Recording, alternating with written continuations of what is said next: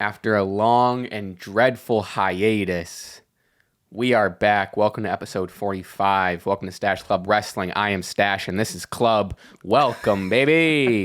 I like that. My name is John. My name is Dante. Whew. We're back. We're back. Just like Jordan. We're back, just like Jordan. Some Boog, I think, friend of the pod, tweeted at us, number 45, Jordan, Yep. when Jordan, he came back to the when he Bulls, returned the first returned to the time. Bulls. Yep, absolutely. Hello, what's going on? Funny to be back. It's been 2 weeks or a week, or we missed a week. For It's us, been like it's been a week, but for them, it's been other way around. For us, it's been 2 weeks. For them, it's been 1 week. Correctamundo. Yeah. So John came down with a little bit of a sickness last week. I was feeling crappy. Yeah. But we're back. We're better than ever. We have a lot to talk about. We're not gonna super talk about like the Rock stuff. We'll mention like the Rock stuff. I know people want to hear us talk about it. We'll mention them. We're not gonna go over the stuff we missed. Because that's old outdated. news at that point. Yeah, it's kind of a show goes on. Let's keep it rolling, keep it moving, keep it pushing. But there are a few bigger topics that we'll cover. Obviously, people have been asking us, have been tweeting at us to talk about and asking if we would talk about it on the podcast. Unfortunately, we didn't have a podcast last week. Even if we did, we still would have missed. We would have missed the release. We're gonna talk about the releases. Releases. We would have missed the releases anyway, so I don't feel too bad about that.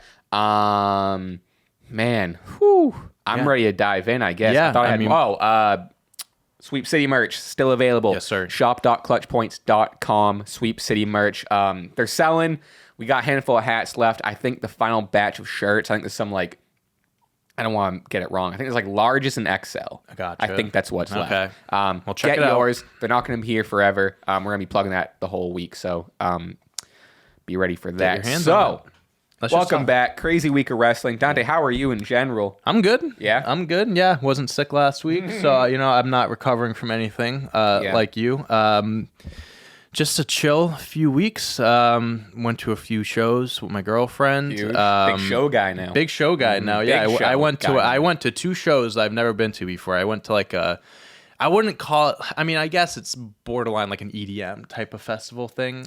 Oh, I know what you're talking about. Yeah, it's not like it wasn't like a rave or anything. It wasn't like a big. It was. Yeah, I know. Yeah, you know what I'm talking about. So it was this. Something that I don't ever like really go to. It's like this one big stage. Everyone. So anyway, I took a bunch of Molly. So I took Molly. I took acid for the first time. That was crazy. Molly and acid. That dude, it was fucking crazy. So it was a rave to me. Molly, acid, and 1 beer. Just one.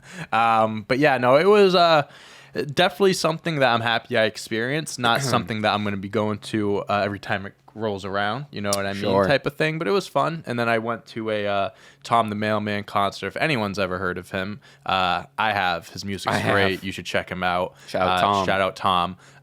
Yeah, so it was a super small, like I told you, it was like 150 person type of venue. Never been to a show that intimate and like that's my favorite. That's my favorite. So like thing. It genuinely like was one of my favorite shows because of it. And like you said, like we were talking about before, like it's kind of like that feeling of like intimate. It's intimate, but like everyone there is there for the same thing. Everyone's getting sense of community. That's what I'm trying to think of.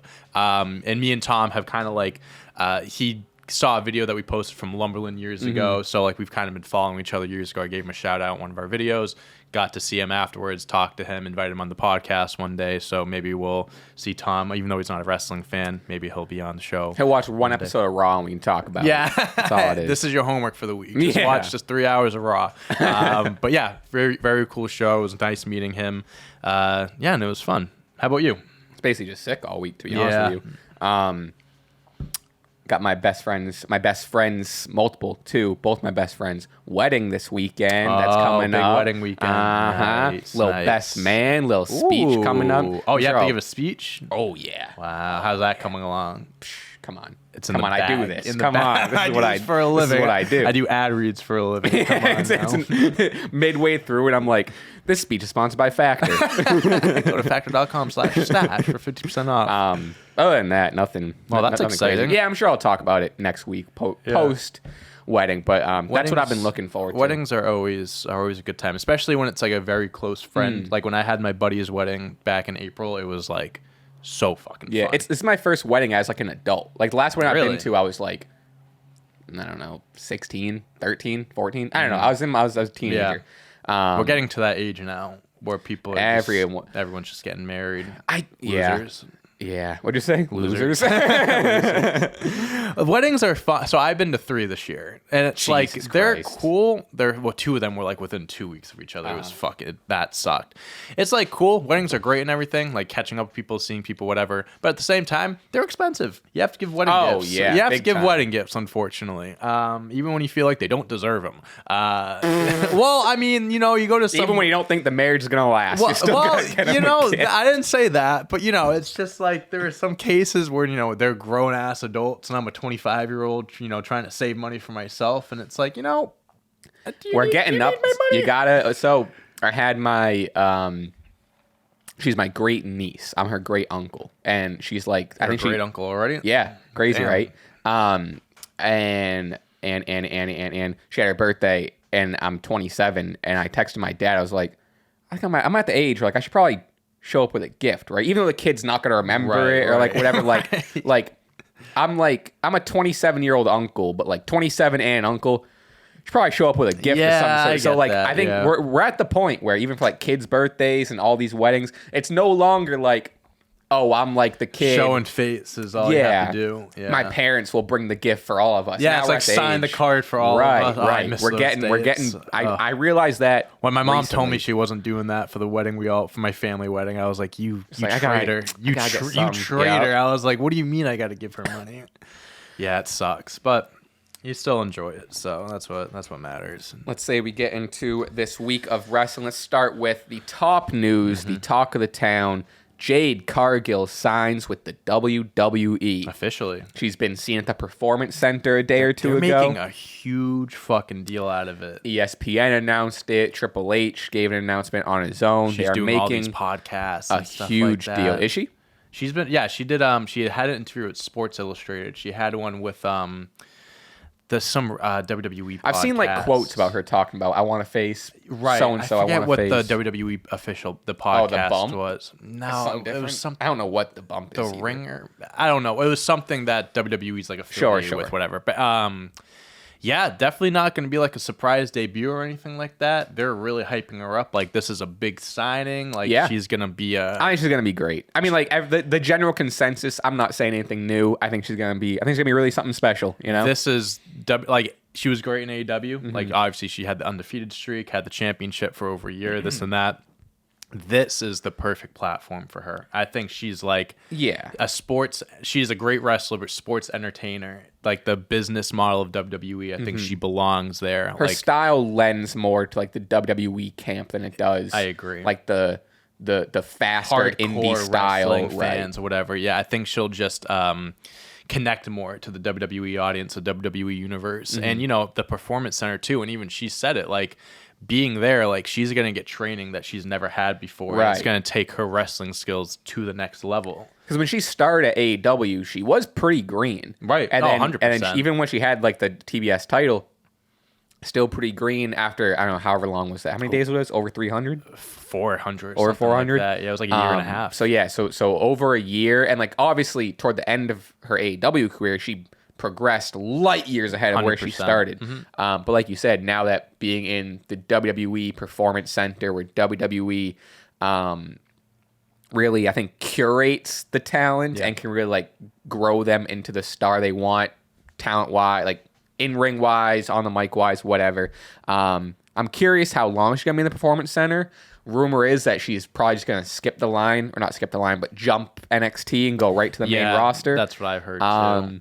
I think we could still. I don't know. I mean, the way WWE is treating NXT now, she could be called up to the main roster and still have NXT appearances. It's true, too. You know what I mean? So. I could see. I mean, you said there'd be no surprise entrant. I could see like maybe she shows up in the Rumble. Oh, maybe yeah, for sure. Mm-hmm. But if they're making a big deal of it, how they are already, I could definitely see them like advertising. Like they probably advertise her. Definitely. Jade Cargill making her debut on this Raw, Friday, this Monday, whatever it is. 100%. I'm excited for her. It's really nice to see the wrestling community, specifically like her coworkers, like other wrestlers, like AEW, WWE, whatever company. Oh yeah, all a ton of AEW wrestlers were tweeting their support and stuff like that. And even Kenny Omega put out a tweet like because people were criticizing it, whatever. He goes, you know, you could be happy for people like moving on to other promotions and stuff. Like it's all business at the end of the day. And and even, you know, her quotes and stuff. And I think the transition she's having, like her attitude towards everything has been perfect. Like she's talking about why she went to WWE. I want to leave a legacy behind. I want to like do this for my family, my daughter, she said, like, and stuff. This has always been the mission to get here to the, you know, to the grand stage. And, you know, no one's trying to put down AEW, but at the end of the day, you can only main event WrestleMania in one company. Exactly. You know? Yeah. So. And I think you get to a point like, since AEW is so young and so early too, you kind of hit a ceiling in a way. Like you kinda, I mean, she never got a chance to compete for the AEW. I wish she got the main title. I would. You know? I think that was a missed opportunity. Yeah, I think AEW should have allowed her to wrestle people like Britt Baker, like Jamie. Yeah, there was Tony, a lot. She Saraya. stayed around that TBS division or whatever you want to call it. And she like elevated the belt and she did that, and that's great. But the way, you know, she was undefeated, all 50-0, all this and that. There should have been a time when she, you know, got in the mix with some of these. Needed to put her up against Britt Baker, Jamie Hayter, Sheeta. Like if you have that 100%. Undefeated, I think you're right. That was the missed opportunity. But, you know, now that she's in WWE, we're gonna have, you know, all these potential dream matches. I think she's even been quoted saying she wants to face Charlotte, Bianca. I think she threw Nia Jax in there. What was the fourth one? Bailey or Becky, maybe. Oh, maybe Becky, something like that. Yeah. Her and Bailey already had some sort of interaction on Twitter too, so they're already kind of teasing that. I like it. I mean, I really do. Jade and Charlotte is money. Jade and Bianca is gonna be so that's sick. That's a WrestleMania match right there, 100%. Jade and Asuka, Jade and Iyo. We'll talk about their match. Yeah, I'm excited for Jade, excited for the future. There's not much else to, I mean, we could speculate all day long, but like for the news of what it is, excited. Good for her. I think she's gonna flourish. Me too. I do. I really do agree with that. Fingers crossed. Next up, hasn't officially been announced, but it's kind of obvious. Saw you tweeting about this. Brian Pillman Jr. has been teased on NXT in that little teaser. It was like the TV thing. They showed like the Bengals and like old school wrestling. It was like a football. Yeah, they did like WCW clips or something. Then it was like showing old football clips, whatever. Another AEW guy going over to WWE. Obviously, and I like Pillman. Yeah, I like him a lot. I do too. I saw some criticisms, not a lot. Twitter's not the whole world, but I saw. What are you talking about? Everyone that says anything on Twitter is right. But I don't know. People seem. I don't know. I think people are just criticizing it because he's not as big of a name as maybe a Jade or Cody that came over. Not I don't know. I liked him. Not everyone's gonna be a superstar like a star name like that. Yeah. You know what I mean? I like him. His dad was obviously in the company when he was alive and stuff like that back in the 90s and stuff like that. He's a younger guy. Obviously, he sees the same thing kind of how Jade does, where it's like, you know, you make the next step to WWE. You know, you're in that performance center. Like, yeah, you have these certain skills in the AEW. You're at a certain level there. You make the jump over. I mean, you know, that works. That's like magic. That works wonders for a superstar. I see all the success in the world for him. I think like he's got a cool character. I think they could really work with it. And NXT is a great place for him to be. 100%. I think he'll be in NXT for a while. I think how I see it, I mean, like, how old is he? Let's play this game. I'm gonna say 29. Sounds right. Let's say 28. 30. Wow. Okay. Either way, still relatively young. So hold on, this is a point I'm gonna make. How old is Carmelo Hayes? He's like 24, right? Yeah, maybe something. Let's like see. That. 29. Oh, we are never mind. Missing. Well, anyway, again, still young.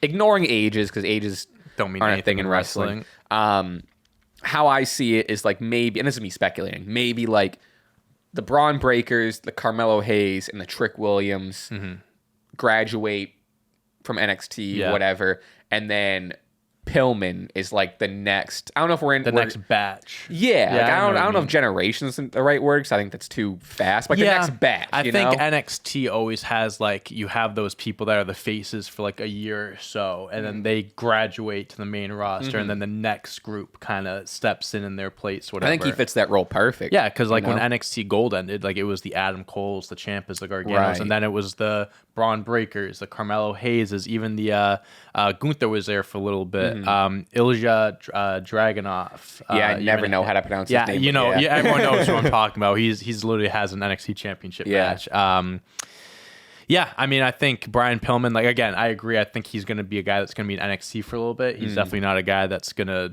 jump to the main roster after just a little bit. But with his, his background, people know, his background, where he comes from, who his family is. You have a lot to work with. And I also think his future is bright in NXT. You ever watch that episode of, I think it's Dark Side of the Ring, the Brian Pillman episode? I don't. It's crazy. I don't think I have. Is it like one of the newer episodes, or is it an older one? Newer, as in it's like in like one of the later seasons. Oh, okay. Yeah. Maybe I haven't. I don't know if it's like the last season, maybe the season before. I remember during the pandemic, me and my roommate binged like every season, every episode up to that point. That was crazy. Great show. It's some crazy. I gotta catch up. I've only seen crazy episodes. I've only seen the ones that I'm like familiar with, like the episodes that I like. The Owen Hart episode is one of the craziest. I think I've seen one of the craziest hours of television I've ever seen. I want to watch the I don't think I've seen the Plane Ride from Hell. I haven't. That's one of the newer ones, I believe. Yeah, there's a lot of controversial ones. One of them, it was the Road Warriors. That was a really good one. Hawk and Animal. Jimmy Snuka was a very interesting one. Because I've seen that one. He like he killed his girl. He killed his girlfriend basically, and then it was kind of like covered up, whatever, and it was all that type of shit. Yeah, there's some dark episodes, Dark Side of the Ring. But it's very interesting just kind of seeing like that side of wrestling and like the stuff that you probably never heard about before. Right. And also Chris Jericho narrating. It's a nice little touch too. So late to the party. I don't want to use late to the party. Here are the top WWE releases. These aren't all of them. These are just kind of like the top names. Shanky, Mace or Mace, Mansoor, Dana Brooke, Rick Boogs, Aaliyah, Emma, Madcap Moss or Riddick Moss, Top Dollar, Shelton Benjamin, Mustafa Ali, Elias, Dolph Ziggler, and then a few days later, Matt Riddle. Yeah. We didn't get to talk about it. Again, we would have been old news anyway, so we would have been talking about this today anyway. Yeah. I don't want to spend too much time on it. It's a little bit... Me and you were tweeting about it and all that stuff throughout the day as it was happening. Obviously, it sucks. Anyone losing their job in any capacity, especially what the unfortunate thing was and people were talking about was hours before they tweeted this whole new television deal that was worth $1.4 billion with USA Network or whatever it was. So it's like you're bringing in all this money. Then they announced the show in Australia. I think Emma said like, this has been a dream. Yeah. And then an hour later she gets released. It's unfortunate. Like most of these people were people that weren't getting used in general, but like still, it's like these are human beings at the end of the day. They lost their jobs. Great characters too. Like obviously some of these people didn't get a lot of TV time, but Rick Boogs had his, he had Boogs a WrestleMania match less than 2 years ago. I thought Aaliyah was great. Mustafa Ali. Madcap Moss was stepping into his own. We'll talk about it. Dolph Ziggler, bro. I mean, that's the most shocking one. He was in the WWE for 19 years. He couldn't even get to 20, bro. They couldn't give him that 20-year.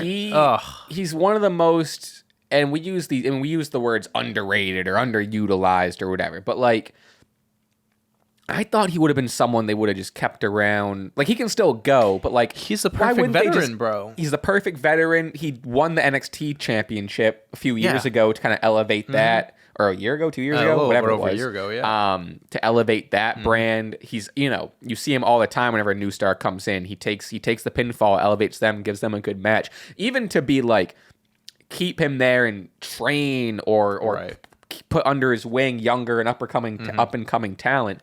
Yeah, that one's shocking. That was a tough loss. He did an interview with Chris. Van. Yeah. You know who I'm talking about. I think he knows the show. Maybe? I don't know. We follow each other on Twitter. Shout out Chris. Chris Van Vliet. Yeah, I'll say Vliet. Vliet sounds better. So he was like, he asked him like, oh, like what's your like, what are you most proud of during your career? And jokingly, he was like, oh, all the fucking money I made, or whatever. But like then he was like, like for me, it's like, I can be off TV for X amount of time. I can open a show and bring up, have a match with this new talent, put them over. I could have a match in the middle of the show for a mid-card title and have a great match. And then you can throw me into the main event for a world championship. And people probably aren't going to expect me to win, but I'm going to put on match of the night. Like the fact that he's been in the he knows his worth. He knows his worth, and he's fucking he's great. You could put him with anyone. He's one of those guys, and this is kind of an analogy that we use for some people. He could wrestle a fucking broomstick and put on a 5-star match. He's a great wrestler, one of the best sellers. Oh yeah, in history. Oh, easy too. He can put over any move in the business. I think we'll see him. I think we'll see him in AEW. I think he's the surefire. Yeah, right. There have been some rumors over the years that he was okay with stepping away from wrestling because he does stand up and stuff that too. But money talks, and I do think he still has, still a good amount of years. Even left. just to tag with his brother. Yeah, that'd be fun. Too. And his brother tweeted something about them holding the tag team. Yeah, they had the world championship, TNT. Them having all the gold. Yeah, I mean, I hope that we do see him in AEW because I love Dolph Ziggler. I thought he was fantastic, and I'd love to see his career keep going. I could see Boogs going somewhere. Ali. I can see Ali. Some people were saying that he should go to either Impact or New Japan. I feel like he'd that'd kill be it cool. in New Japan. Just straight up wrestling. Doesn't have to worry about cutting promos or character work necessarily, just straight wrestling. He'd kill it there. Shelton Benjamin's an interesting one too because he's so legend, been a legend, certified legend, can still go. Obviously, he's kind of later in his career and whatever. Right. I'd be curious for him to see if he just retires or if he does one more stint. I don't know. And he was a guy that I would imagine they would have wanted to keep around to have him train that too. in That's the same thing I think about Center Dolph. or something like 100%, that. Because Shelton Benjamin, a veteran in this business and stuff, he can teach the next generation of superstars, be a phenomenal teacher and stuff. Yeah. Maybe they bring him back for that. I don't know. But and then the last one we didn't talk about, Matt Riddle. I mean, that was kind of yeah, he's too. He's too controversial. It's not even something he was obviously in a storyline with Drew McIntyre. He was on TV and stuff, but it's just all off the. Randy's coming back. They're probably gonna do something off with him. Stuff. It's too controversial. See ya. Yeah, I don't know. I mean, they had to cut their ties too. Friday Night SmackDown. Hell of a show. Yeah. John Cena starts out. Says he says he's ready to wrestle. He says he's been a referee. He's done this. He's done, done all the things, ready to get back in the ring. He calls out the Bloodline. They come out. AJ Styles comes out, blah, blah, kind of sets up a tag team match that may or may not happen. We'll talk about it later in the show. Cena and AJ Styles, who would have thought? Just love seeing them back together. Love seeing Cena back in general, but to get these cool little, not Easter eggs, but these cool little moments, he's tagging with maybe. Tagging, he hugged The Rock, and then he's side by side with AJ. Yep. However, the writer strike's over. It is over. So I think Cena's gonna. I think he's gonna put. Whatever it's 5 or 6 weeks left, whatever is left. Probably see him go back off in the sunset. It's a lot of implications for The Rock's future. Yeah, there's a lot of talk going on there, I too, don't know. that we can get into. But, yeah, Cena being back is a kind of cool, you can do all these little moments that you didn't have the opportunity to over the years. And, these callbacks, like I said, and revisiting feuds. I also saw a rumor that he might have a match at the Royal Rumble, John Cena. That'd be cool. Against Solo. They were saying that might be a match that they set up. Obviously, it's all because they're doing the tag match at Fastlane. So he's wrestling at Fastlane confirmed, which we'll talk about get into, toward the end.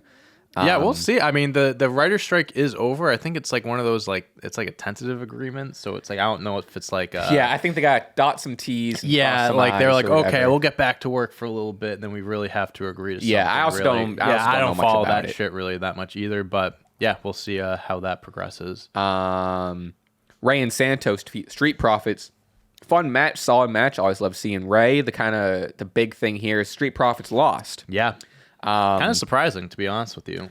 But I get it, because later on, Bobby Lashley berates them for losing, threatens to take everything away from them if they're not going to lose, if they're not going to win. Because like, so since they put together, obviously they have a different look, a different attitude, but I still think they have a little bit of like the old Street Profits in them. They haven't made that full heel turn yet. Yeah, they still use the same theme song. Exactly. You know? Maybe it's that extra push where it's like Bobby's like threatening them, where it's like, if you don't change everything now, like I'm kicking you to the That's why I'm fine with it, because like it makes sense. I was with you, like I initially didn't love like they're hot now and why give them a loss, but like I like if it's, I mean, not to relate everything to the bloodline, but like Bobby's almost like a Roman character where he's like the puppet master and he's disappointed with the people below him and threatens them and whatever.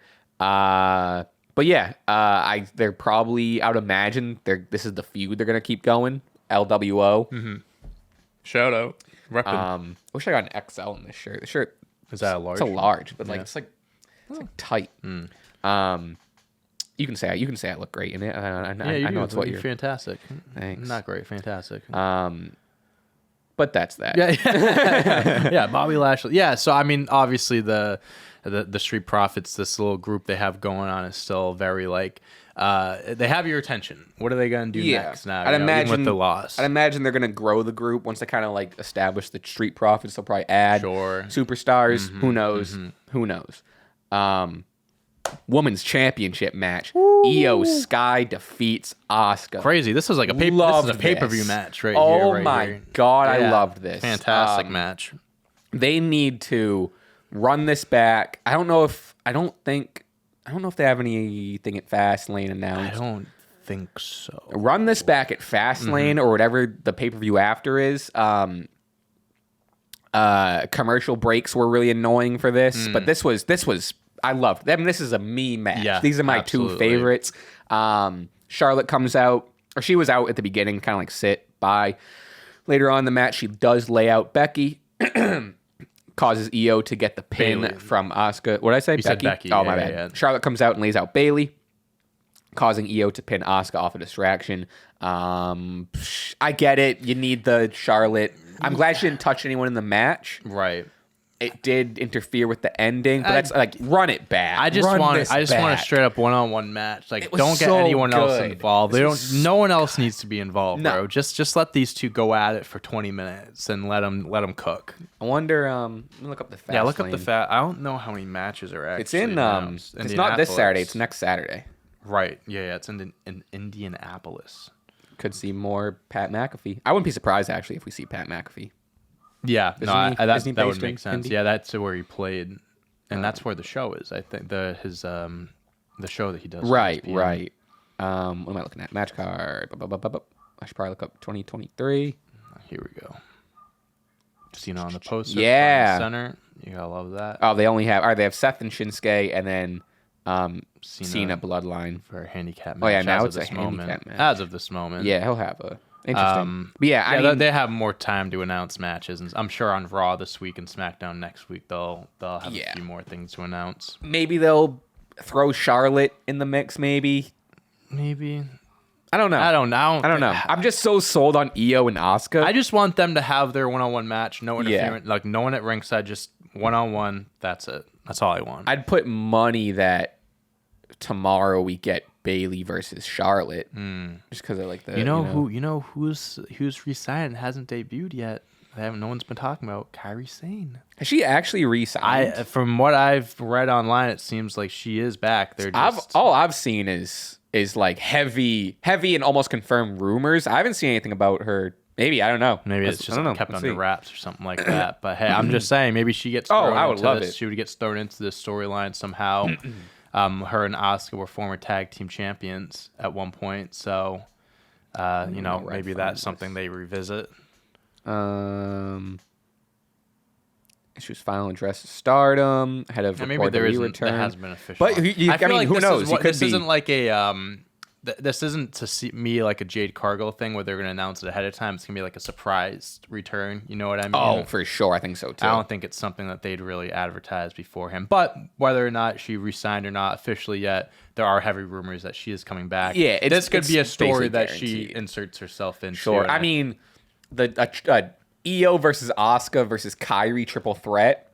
That's my match of the year. She has history with both those superstars. Woo! So whether she comes in, turns on one or the other, I don't know how it could go, but that's money right there. Speaking of money, Grayson Waller, in theory, defeat the Brawling Brutes. I don't have much to say about it. I don't hate it. I think it kind of works. Just two shitty heels that people hate. They're the same guy, so might as well make them a One of them's team. Australian and the other one's American. One of them's Australian, the other one's Grayson Waller. Yeah, I don't know. This is... they just put them together. It makes sense for a team. They could be like frat boys or something, maybe. Sure. Theory doesn't have much going on now that he lost the U.S. belt. Grayson Waller. I mean, I do like Grayson Waller. I like his him too. Show. I like how he's just kind of like an instigator, like kind of like interviews all these different people, kind of like gets the heel heat, whatever. I think they can make it work. I don't know what they're gonna do with them. I mean, they'll probably be the next team up for Sammy and KO, which is needed. Like ultimately, this is, as much as I'm making fun of it, ultimately it's needed. We need some tag teams. Right. Fine. Yeah, we'll see how it goes. John Cena contract signing. AJ Styles was going to be the partner. It was going to be AJ and Cena versus Solo and Jimmy. Backstage, AJ gets taken out by Solo. Yep. Fun little backstage thing. Solo's on the fucking whatever and comes down on AJ. Angle, little money, little camera angle. Jimmy's all hype. Blah blah blah. Later on, Jimmy and Solo lay out Cena back in the ring, and they sign the contract. So now it's the idea is like, ooh, is it a 2-on-1 handicap match, or is Cena going to have a mystery opponent? Love a mystery opponent. Love it. Yeah. Rumors are. I mean, there's one that's like a heavy rumor. Sure. During it, before we kind of get into the rumors, I thought, I mean, here we are, based on last week or 2 weeks ago, it would have been a perfect time for The Rock's music to hit. No, it would have been. Now you got your Rock fantasy. I know. Now I'm sounding like you. I know. Wow. It would have been the perfect time for The Rock's. I'll say this because we haven't talked about it. I think it's a one-off. You think The Rock returning is a one-off? Yeah, because we haven't talked about it. Can I tell you what I think? Let me buckle in here. Sure. I don't think it's a one-off. I don't know. I don't think he would have gone on television. That we were talking okay, now we're getting in. Now let's get into the Rock. We're here now. So The Rock was on Pat McAfee, was talking about how we had a handshake agreement. I was going to be at WrestleMania 39. Oh, he said Roman and Rock was going to happen at 39, and it fell through. I think what may have happened, and he did tease 40. He said WrestleMania 40 is coming up, and he didn't say anything. Heavily teased it. So I do believe that he wouldn't have said that if it didn't mean anything. I agree. Like, he came on the show. So when they did the show, that Pat McAfee show, it was in Indianapolis. They were, or wherever the hell it was. It was in the same town. So he was already there. So it's like, like college football something weekend. Shit, so I was like, okay, I'm already there. Like, that makes sense. So that's a good reason to believe why it's a one-off. But at the same time, I do think that there is, whether it's this year or next year, I think that, like, you mean at 41? Yeah, I do think, because he said if I come back, it's gonna be something special. This isn't just gonna be because he said, I don't want it to just be like a quick few months thing. Like, I want this to be something that goes on for a while. It's a story that people have never seen before, whatever. So that makes me believe, okay, maybe it extends to the next WrestleMania. I think we'll see it eventually. I think we will see it eventually too. I believe that as the months go on, we're going to get more and more seeds that lead up to the eventual match. Like, there's been a rumor about him even wrestling at the Elimination Chamber in Australia. Because they're going to treat that like one of the biggest shows next year. Because 6 a.m. for us. Woo. Well, got to go to bed early the night before. Yeah, get a nice coffee that morning. Might just stay up. Might just pull an all-nighter. I do believe that none of that would have happened if it didn't mean that they're going to eventually ease The Rock back into it. Yeah, I mean, that's the thing. They're not stupid. They know that if they show The Rock, and for the next year, there's going to be Rock Roman. When he returned, bro, the numbers that they put up of people like, you text me. Like, I was at dinner with my family. I pulled up YouTube TV on my phone. I'm like in the North End, had it on my phone. But and this is where it's unfortunate for someone like Cody Rhodes. Okay. Feel bad for the guy. But here's WWE and now Endeavor. If you have a chance, do The Rock, Roman Reigns. Listen, Cody Rhodes deserves to have that match. I agree, but you cannot skip over the money match. The Rock, Roman Reigns is name-wise on a piece of paper, ticket sales, buys, pay-per-view buys, all that stuff. Cody Rhodes, Roman Reigns doesn't touch The Rock, Roman Reigns. And I love Cody. I feel bad for him that this might happen. But if The Rock says, I will be around for this Mania, I will do this, the WWE isn't going to pass. They're not going to be like, oh no, we're having Cody Rhodes fight him. No, they're going to have The Rock take that spot. Nothing you're saying is wrong. It's just the business side of it. Yeah, no, you're That's all it is. You're 100% right on all of that. It's first of all, did you see this thing on Twitter? I didn't watch it, but I saw something about it. It relates to right now, so let's play it. So I was about to finish my story against Roman Reigns at WrestleMania, right? Then this motherfucker with his huge ass thumb just came in and fucked my throat up out of nowhere. So I was what show is that? I have no idea. What anime show is for those that are listening? Well, I wouldn't have showed it anyway. It's some like anime Cody Rhodes. Netflix anime tweeted it. I don't know what it is. It's either a show or a series, or they're putting out a bunch of stuff. And I think Cody Rhodes has a real part in it. There's no context anywhere. How is that what the fuck? I do not know. and then this motherfucker with what the fuck? That's actually really funny. Yeah, I want to hear that again. So I was about to finish my story at WrestleMania, right? So I was about to finish my story against Roman Reigns at WrestleMania, right? Then this motherfucker with his huge ass thumb just came in and fucked my throat up out of nowhere. So I was about to finish my story against Roman Reigns. Fucked my throat up out of nowhere. Pronounces every letter. This motherfucker came in and fucked my throat up. So detailed. Wow, that's great. But yeah, I don't know. I could see either way. Going back to the Rock thing. No, you go ahead. I was just gonna kind of reiterate. They're not stupid. They wouldn't have brought.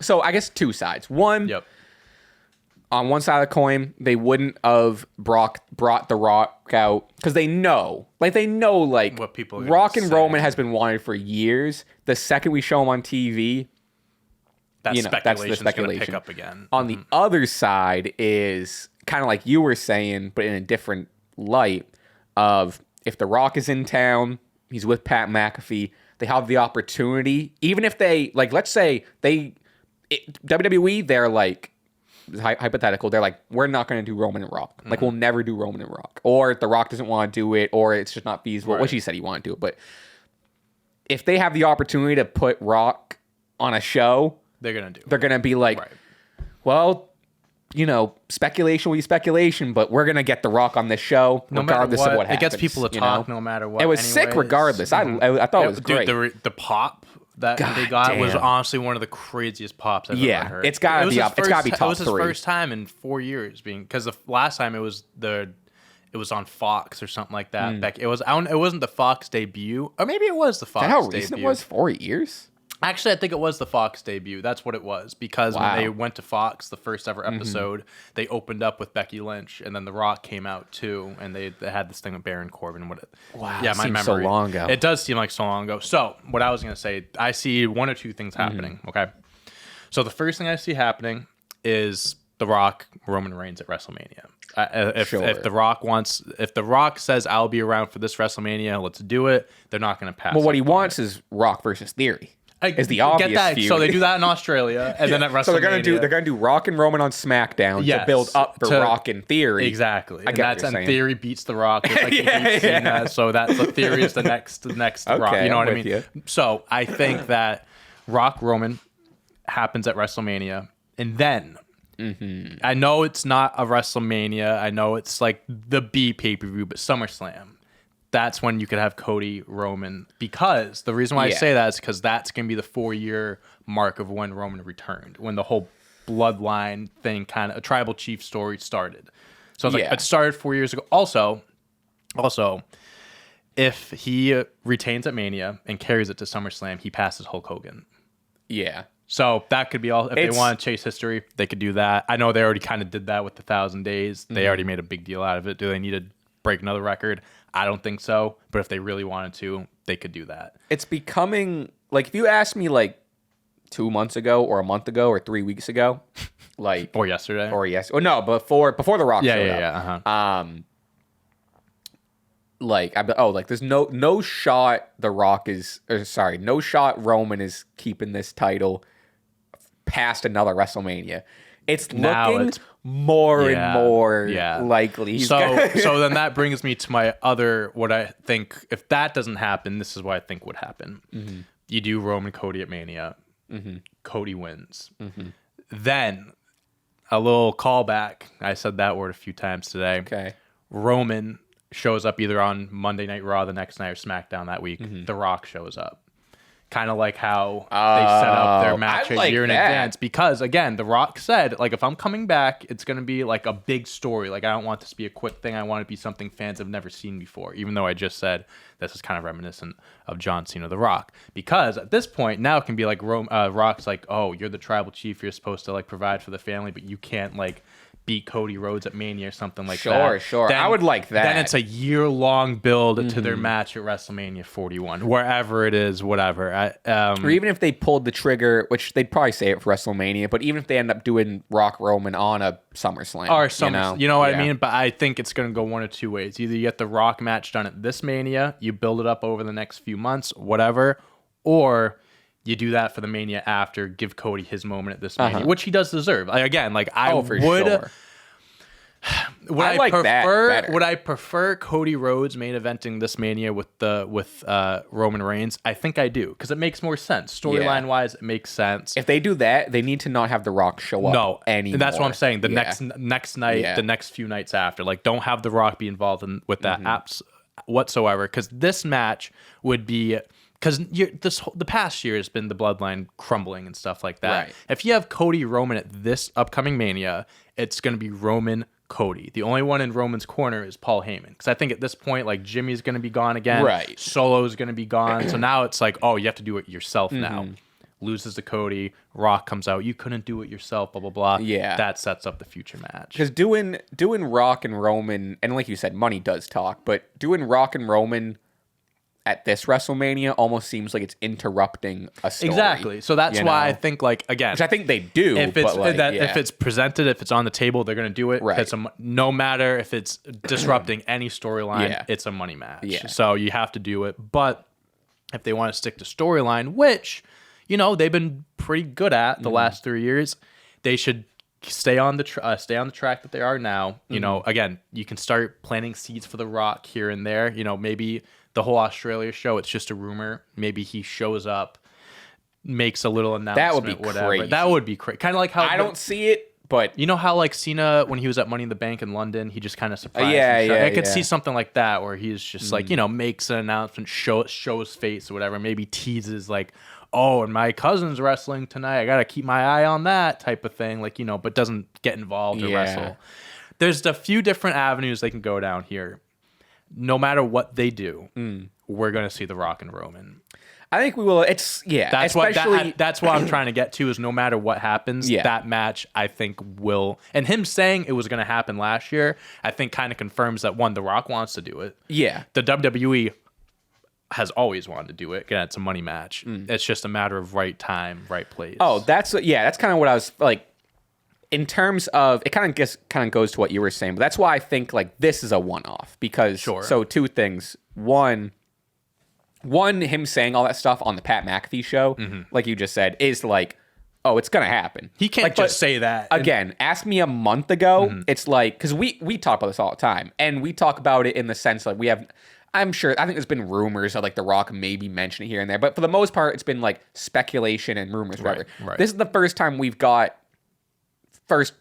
real publication confirmation of, like, on TV, The Rock is like, no one's ever heard that they were gonna do it at 39. That was breaking news. No one, I don't know how they kept that under wraps. That's crazy. That is crazy. So to hear that confirmation, and also The Rock even being like, he basically said, I would do it at 40. So that for the first time now we're outside of like us being just fans and speculating. Right. Now it's like, oh, when? Because I do think it'll happen too. But going back to kind of why I think this was a one-off for now. You know what I'm saying? But I guess by that I mean I think it's a one-off of his appearance doesn't have anything to do with the story, match that will eventually happen. And I think it's also like going to your point, it's a one-off, but like you're getting the WWE crowd back to seeing The Rock on TV. Little sprinkle, just a little something. Just a little something. Because not once did he mention the bloodline. Jimmy was on the whole show. Yep. Didn't mention or make any acknowledgement that The Rock is there. Yep. No bloodline character. No interaction whatsoever. Yeah. So, and maybe one more. I know it's big news. Whatever. One point I saw, like, let's say, disappointed isn't the word, but let's say they were leading to WrestleMania 40 Rock versus Roman. And this is how they do the first time we see The Rock is, he does a thing with Austin Theory and then like, wouldn't it have been for them to pull out this card? Obviously, they're in Indianapolis, the stars aligned. They probably weren't going to do this until like everyone, like, oh shit, this can happen. Sure. They, whatever.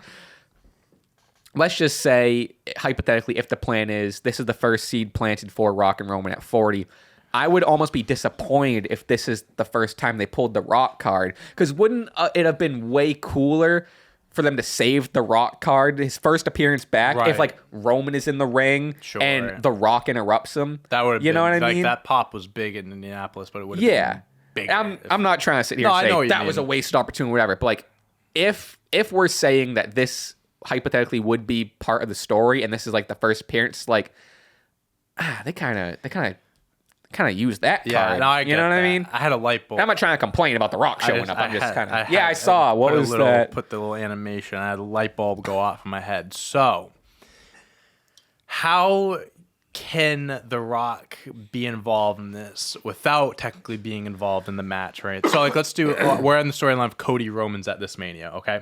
Wait, can I guess? Yeah, go ahead. Special guest referee? No. Oh, okay. You're in the right ballpark. Okay, go ahead. The Rock kind of inserts his way. Maybe so it's Elimination Chamber in Australia, right? So like let's say a Raw superstar wins the Royal Rumble, they challenge Seth Rollins, whoever the World Heavyweight Champion is. So now the Roman Reigns doesn't have an opponent for WrestleMania. The Elimination Chamber is usually when you find an opponent for him. Cody Rhodes wins the Elimination Chamber, whatever. Maybe along the way, The Rock kind of gives Cody Rhodes his like stamp of approval, like I want you to beat my like cut. The Rock is in Cody's corner, kind of something like that, or just kind of inserts himself like Roman, like hey, this is our family, like you got to win this match, and so Roman loses. It's a whole like either it can be The Rock's disappointed, shows up, same thing how I mentioned earlier, right? Or since The Rock was on Cody's side and Cody wins, Roman can call out The Rock nights later, and so it's like, or if Cody loses, then The Rock's like, well, I guess I have to take out Roman. Be the one to take. Sure, yeah, exactly. So I think you can kind of insert The Rock in a way where he's not like involved in the match or anything. And I'm call back to The Rock Cena, because when they had like they announced their year match, whatever, at the Mania before, The Rock was like heavily involved in the John Cena The Miz match, whatever. Right? You know what I mean? Like the whole build up to it, whatever, because he was the host Mania. Not saying he needs to be involved like to that extent, because it was a lot, but you can kind of have him involved without him not necessarily being involved in the match or like the storyline big time, you know? So maybe that's how they kind of start teasing the future match, whatever. I think that plays better to what you were saying earlier with like, because if they do that, and if they do Rock Roman at 41, they need to not have the belts. And we've talked about this all the time, which is why that's a match that doesn't need the belt. Which is why I think it aligns with what you said earlier with Cody wins at 40, he gets the belts, that's removed, and then The Rock. Because if you have Rock Roman, again, it's a money match. People are going to watch no matter what. It's, Roman. Especially because at least when he had like the Cena match, and then like, he won, and then they did something with it, right? He won the first. Rock won the first one, and the second one was for the belt. Right. And it's just kind of like... But so at least like with that, and that was years ago, so at least when like The Rock won that, and they set up the rematch for next year. And like you said, it was for the belt, whatever. Right. If Rock faces Roman, that's it. Like that's the one and done. And they're not doing 2 matches. And The Rock, it wouldn't make sense for The Rock to win. If it didn't have the titles, I can give up. What do they call that? When you just like believe something, a theory of a doubt. No. You know what I'm saying? Without a shadow of a doubt. Not exactly. I know. But, so if there's no title involved, I have much more reason to believe that The Rock's gonna win. I can trick myself and pretend that I don't know who's gonna win. Because then you can do the whole like, oh, The Rock's the real tribal chief. You can do the fall of Roman Reigns, build him back up, maybe have a new character arc for him, or something like that. On the other hand, the Roman beats The Rock. I'm the real tribal chief. He's back to being the god. You know what I mean? So there's a lot. There's a lot that's going to go on the next maybe year and a half. But it's all interesting stuff. Roman Reigns will be returning on October 13th. I'm just looking at my phone to see how many weeks away that is. October 13th will be. We got tomorrow. So 2 SmackDowns from now. We got tomorrow, next week after that, Roman Reigns will be returning. He's also doing a house show. I saw that. He's defending it against Sami Zayn. I mean, wouldn't that be cool if Sami wins on a house show? That would be everything we just talked about out the door, out the fucking window. But yeah, I mean, I'm thank God he's back. But I think what is it? It's this. I was trying to look up. It was this has a house show, and I think October 26th or something. And I think that's the SmackDown of the week before the Saudi show. Okay. Which it seems like it's going to be AJ Styles versus Roman. Yeah. That's kind of how which would be... That'd be fun. Sick. Yeah, I like that. Yeah, I mean, it's about time they revisited that match, because the 2 matches they had in the past were amazing. Interesting stuff. Okay. I mean, we can speculate a little bit. I mean, he's going to... It'll be... I imagine... I don't think... I'm ignoring everything now. I think I tweeted this, but everything now is just I think The Rock's coming out, or I think The Rock is so ingrained. He fucking showed up. But I imagine this is confronting Jimmy. Hey, why have you been disobeying orders? Do you think you're the tribal chief? I think that's kind of the Jimmy character. Sure. He's kind of like the outlaw or something like that. Yeah. I don't know if he's a good guy, bad guy. He's kind of his Maybe own he thing. thinks he's the tribal chief now as kind of the character. So going back to the whole mystery. All the way back. Circle back to this. All the way back. So I didn't think it could be The Rock that comes out or anything like that. So what I heard, what the report was, so LA Knight got a test positive for COVID right before SmackDown started. Yes. Apparently, he was supposed to be the one That's what I'm hearing. to step in to help John Cena. Is that, I mean, COVID lasts a week or 2. I'm not trying to get political here, but I'm not. It only lasts you might be back. Well, if you think it's real. I mean, if you're vaccinated. So he should be back tomorrow, next week, whatever it may be. That could still be now they can play mystery partner. Maybe someone shows up at Fastlane. Could be LA Knight. I see the names you have written down here. I would love it to be Randy Orton. Yeah. So I would love it to be Randy Orton. The 4 names here. Randy Orton. He's going to be seen at the Performance Center. Jacked, apparently. Apparently he's got massive. Is that true? Big time. The Rock, got to throw him in there. Sure. I don't think so. It'd be crazy. But you can believe. Jey Uso. Potentially. Bloodline story. It would make sense. It aligns. And then, like you just said, LA Knight, that's kind of most notable. Because they had their little interaction where he raised his hand and stuff at the last pay-per-view and all that. So I think they'll lead to an LA Knight versus Cena match eventually. However, of these 4, LA Knight is the one I'm least excited about. Yeah, I mean, we'll get The Rock. The Rock is just it's a fever dream. That's fever dream. But I like Randy, bro. I think even Jay, I would love. So I didn't really think of Jay. The reason why is because you moved him to Raw. Just keep him there. I know the draft and everything's fucking dead in the wire at this point. But I'm kind of okay, if you really move Jay to Raw, they're trying to separate them. Keep him there. LA Knight.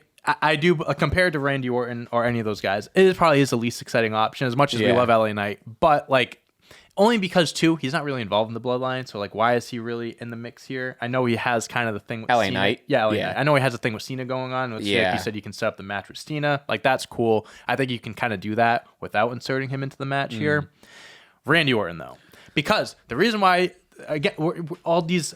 I want to see this fucking callbacks, man. I love this word. Yeah, him and AJ Styles. Obviously, they were teasing them teaming up. He had the thing with The Rock. Him and Randy Orton as a tag team.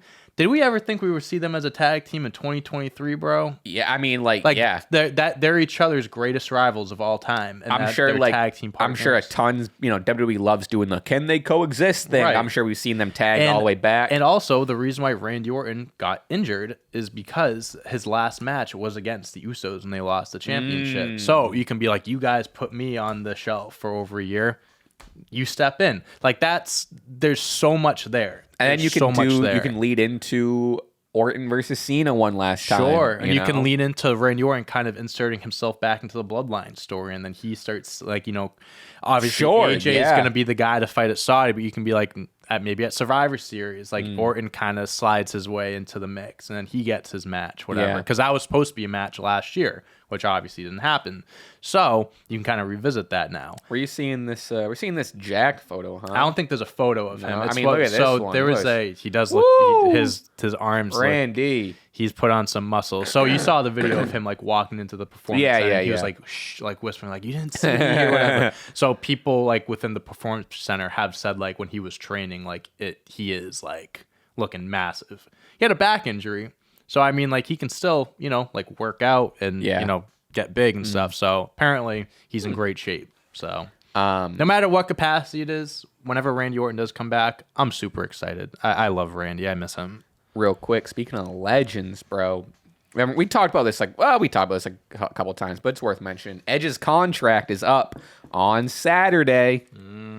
Wrestle Dream on Sunday. Interesting. I guess like the rumors escalated now to he's like basic, like he's like 1 foot in the door. Like he's probably which I understand. Be fun. It'd be Why not? I would. That's basically encapsulates my whole opinion on it is why not? He is sure. Like, he doesn't burn any bridges. He's gonna have like 1 year run, run, maybe 2 year run. He'll do some Christian stuff, dream matches, guys that he's never wrestled before. We'll just fuck it, dude. Have fun. Let's get a Kenny versus Edge. Ooh. Like what you know what I mean? Like MJF versus Edge. The promo battles, obviously Christian, like you mentioned. Fucking Adam Page, the Christian and Edge versus the Young Bucks, Christian and Edge versus the Hardys. I mean, they'll do that. What I they'll mean? Like you can do all these callbacks.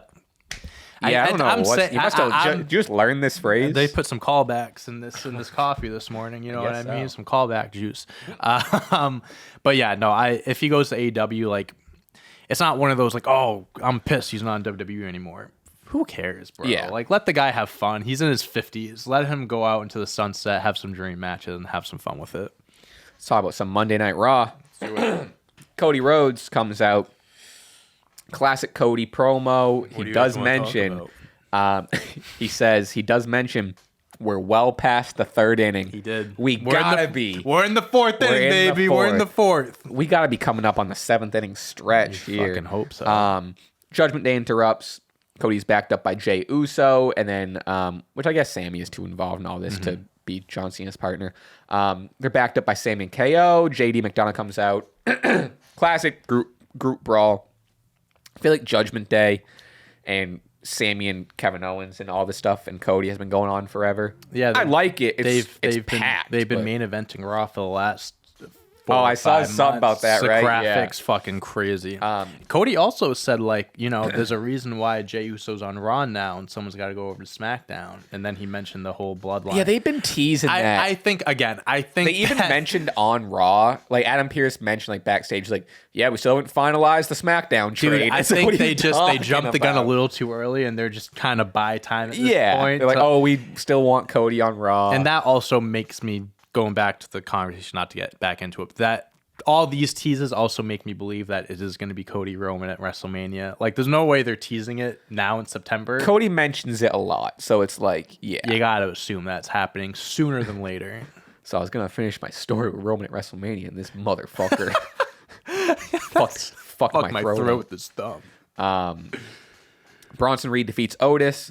Two big boys. Big meaty men. There was a Big E reference from commentary. Shout out Big E. This was fun. Bronson Reed picked up the win. Commentary was treating this, I'm not trying to dog on it, but commentary was treating this like it was a fucking, I don't know. They hyped this. They were like, whoa, like, I can't believe it. These two big guys. And I get we don't see this style of match too often in WWE, but like, commentary was selling it. It was a fun match. Yeah. It wasn't like a 5-star dream match of the year candidate. Yeah, they were selling it. I like to see Bronson Reed getting some wins. Yeah. And it's, on the other side, Otis and the Worm are very over. I think he's really, really good at keeping himself relevant. And Bronson Reed, much needed win. This was fun. Yeah, nothing. Yeah, fun match. Nothing crazy. Tegan Nox and Becky Lynch backstage. I like that they're running with that storyline a little bit. Yeah, I think the whole thing was whatever it was a couple weeks ago or last week, where Natalya came out to accept Becky Lynch's challenge. It was supposed to be Tegan Nox before the show started. Things changed. I think rumor was they were kind of giving it to Natalya as like a thank you for running double duty on whatever that show was. And then there was also rumors that like Vince or whoever was just like, we don't want to give it a match to someone that hasn't been on TV in months. So they just like pulled the plug on it. So it's like, why would where is she coming to the mix? Now they're kind of inserting her, so it's a little bit like, okay, now it's like, oh, I remember Tegan Nox. Right. You know? So backstage, Becky and Tegan Nox are talking, and Becky's like, I said that because it was supposed to be someone like you, right, or you specifically, or whatever. What do we got? I think later on in the night, it's gonna be Tegan Nox versus Natalya for the number one contender, and then Becky is like, after my match with Tiffany Stratton. No, Trish Stratton. Trish Stratton. After I win, like, you're next. Like, I want you to get a shot. Blah blah. Ciampa defeats Ludwig Kaiser. Yes. That's gonna be a match at Fastlane.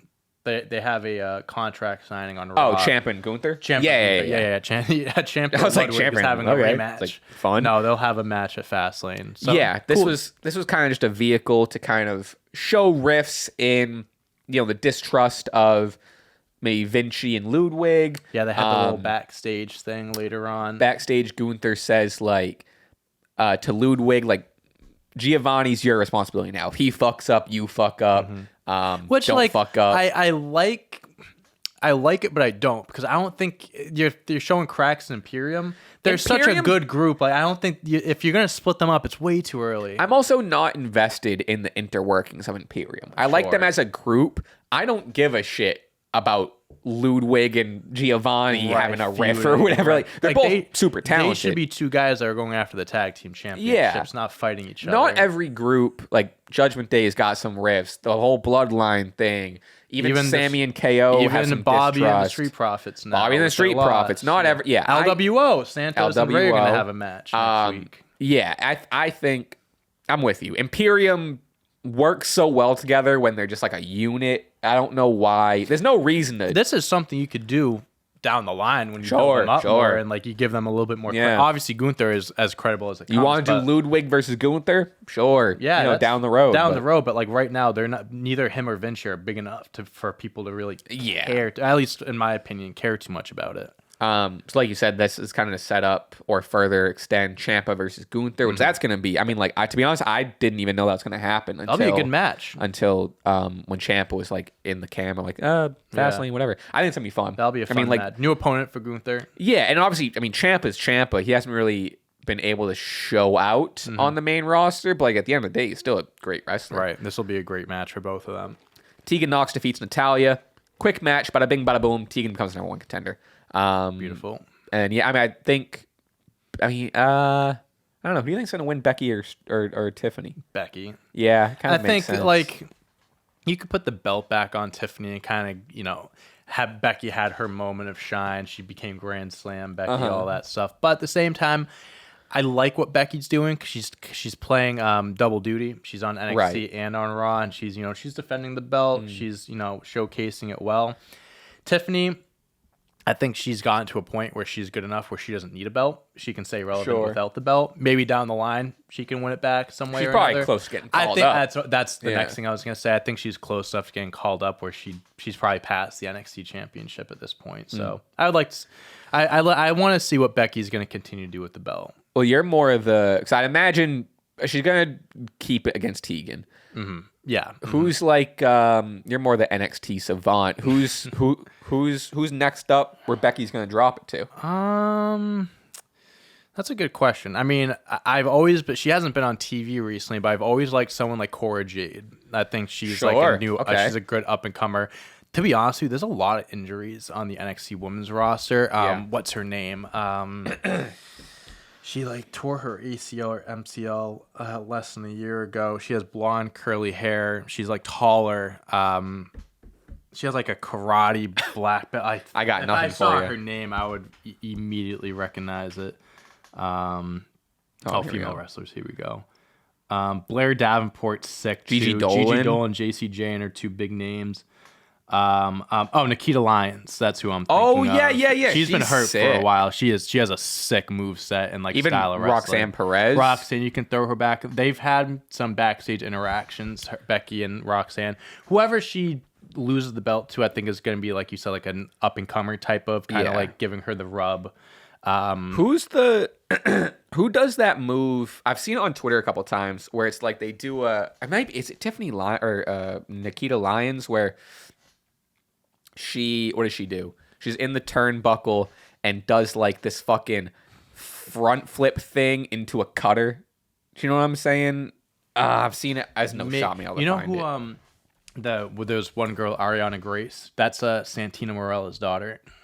Oh, really? Oh, she's hurt right now too. Sia.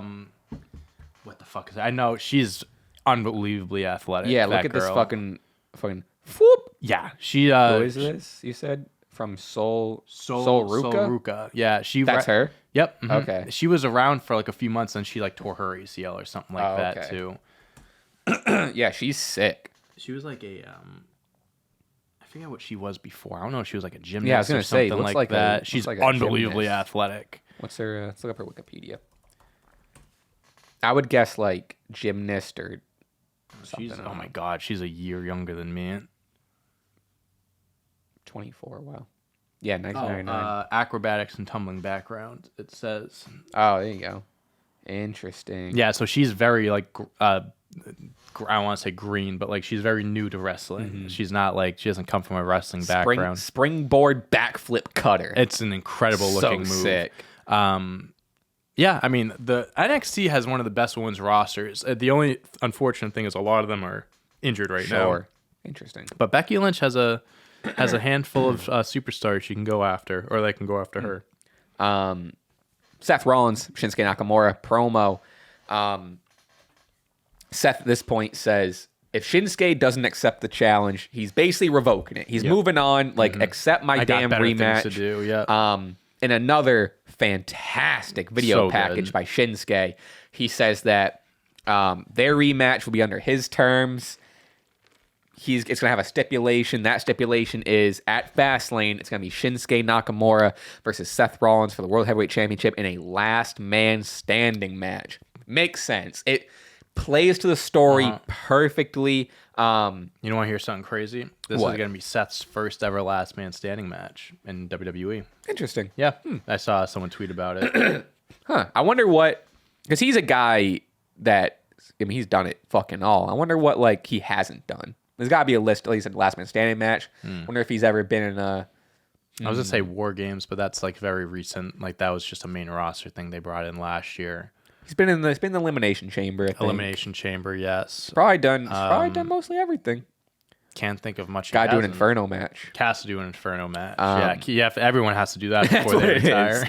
After responding, The next match after this one, it's going to be Inferno match. Shinsuke Seth Rollins. holy I mean, hey, shit, he that has sounds sick. hey, listen, he has the burn it down thing going on. I mean, Kind of a shame. He Kind of could. a shame he It's a hasn't missed done it. opportunity if they never do it. Seth kind of responds how his back isn't actually his weakness. It's a strength. Kind of uses it to his advantage. Kind of like, you know, he knows that his back is fucked up, so he kind of like it's not a weakness. I forget how he twisted it. He twisted it some way.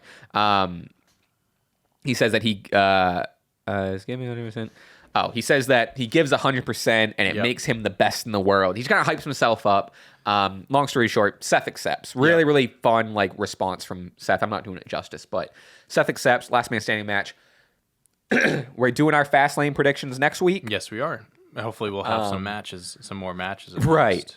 I gotta be honest, man. I'm going Shin again. Shinsuke, I went with Shinsuke last pay-per-view. Going Shinsuke again. I told you after the last pay-per-view, if they do it again, I'm going to be more convinced that Shinsuke can win it the second time. There's one thing I wanted to say. I can't find... I wish I had the tweet that I'm trying to refer to. Seth Rollins said something in that quote. And another wrestler also said something along these lines that I hate to bring it up. I really do. But it's they're throwing this best in the world phrase around a lot. And you know who calls himself the best in the world? The John Cena thing? CM Punk. Seth Rollins is bringing up, I'm the best in the world. There was another wrestler. I wish I had the tweet. They also refer to John Cena now when he comes out as the best in the world. Or the greatest. The greatest of all time. Greatest of all time. That's what it is. I mean, I get it. It's because you're hyping up a little bit more. I don't know. That's more of a promotional thing. Yeah. But I fucking wish I had the tweet, or I can think of someone else said best in the world. I tried looking up best in the world. WWE. I mean, MJF. It's a WWE thing. It's another WWE wrestler, but a few people have brought up saying that they're the best in the world and teasing it. And I don't think we talked about this. CM Punk was doing an MMA sort of event. He was commentating. Oh, right. He was he goes, I'm free for 2 months until my schedule is built up, until my schedule is busy again or something like that. And in the 2 months, Survivor Series in Chicago. I'm not trying to harp on it. I'm not trying to say you know what I mean? Yeah. But maybe it's just a coincidence. But him, I fucking wish I can remember who the other person was. They're making CM Punk references. I don't know if it's a coincidence. I don't know if they're just trying to get people to talk about it to get to it. But it's interesting. I don't know how heavy this I think was even more related to the PWI thing. Maybe. Maybe number one. And maybe my fantasy hat is still I have seen the Punk rumors. I know what you're talking about. Because Seth Rollins has talked about Punk in the past, being you're a cancer. Yeah. We don't want you. Whatever. Yeah. So there's a little something there. I get it. I still don't think CM Punk is coming back. I'm not trying to get into that discussion. I thought you'd be more. I could see him coming back. I think it's 50-50. I think it's I'm leaning more towards no. I think the whole Endeavor thing now makes it more likely because it's more of a business call, money talks. Yeah. And if CM Punk comes back, that's fucking money. Also, the Royal Rumble, when they have it this up next in 2024, it will be exactly 11 years or exactly 10 years, excuse me, from when CM Punk left the company. Exactly 10 years. Wow. On the money. So I don't know. It's a lot of he said, she said speculation. Who fucking knows? But I don't know, man. I don't know. It's we could go in a fucking spiral if we start talking about Punk. And we've talked enough of this podcast. Yeah. We don't have to get into that. We can say that for another time. Oh, what? WrestleMania 40. CM Punk versus The Rock. That's what they're building up to. They're running that back. That's what The Rock is talking about. Oh, wow. My God. I mean, Philly, birthplace of ECW. CM Punk was in ECW at one point. CM Punk's going to dethrone Roman Reigns. The seeds are there, bro. The seeds are there. Come on. All right. Dominic Mysterio defeats Dragon Lee to retain the NXT North American Championship. This was a really good match. This was fun. I like this a lot. Really good match. As someone who's not as exposed to Dragon Lee, didn't he have time in AEW at all? Maybe, I'm not 100% I don't know. Sure. Maybe. I think he was somewhere else before WWE. I don't know if it was AEW, but yeah, maybe not. Either way, somewhere else, but future with WWE. Oh, maybe. Oh yeah, I think he was. Yeah. Maybe. Yeah, I think he was. Yeah. Are Dragon Lee and Roosh brothers? Oh, they are brothers. What? We're finding out a lot about Dragon Lee. What? Anyway, my limited exposure to Dragon Lee, because I've seen him before, but my limited exposure to Dragon Lee in WWE, haven't seen him in NXT too much. I'm aware that he's fucking amazing. Loved this match. He showed out. I think this was did a couple of things. I think one, great advertisement for NXT. Like, I mean, this is what the whole match was in general. Yep. Dragon Lee looked great. Dominic Mysterio, this is probably one of his best matches I've seen from him. I'm very happy that he is the NXT champion because he's able to, one, be on Raw, but also be down in NXT and work with all these other amazing talents. Dominic gets better every week. He's getting better. He's constantly getting better, improving. On the mic, got a mean looking frog splash these days. See that frog splash? It was really it's got some height sold on it. Absolutely. Yeah. On the mic, he's getting better because before people would boo him, he would just kind of let them boo over him. Now he's talking through it and stuff like that. So that's progression right there. I think I mean, this is always the criticism, not the criticism, but like maybe criticism of not about him in particular, but he should have started NXT. Yeah. You know, like it was, you know, I think it would have helped him out a lot. And like you said, now he's kind of getting that he missed out on. And obviously they kind of just brought him up to the main roster because of the Rey thing. Yeah. But yeah, no, I'm with you. The longer he holds it and the more matches he has, I'm like, okay, word. Like he fits well in NXT and he's getting better and better. Yeah, I like it. Nia Jax defeats Zoe Stark. Before the match, Michael Cole interviews Nia Jax. She kind of flexes how she's been squashing everyone. She kind of like, you know, comes in, you know, I don't know, flexes a little bit on the roster. Zoe Stark comes out, leads to the match. Zoe Stark had a moment where she picks up Nia Jax almost for the slam. Doesn't quite get the slam off, but still an impressive moment by Zoe. Nia beat Zoe with like the top rope, her new sit thing down, that bomb, she does. Whatever it is. This is fine. Yeah. Yeah. I mean, I'm glad. I thought Zoe was getting the rocket strapped to her, man.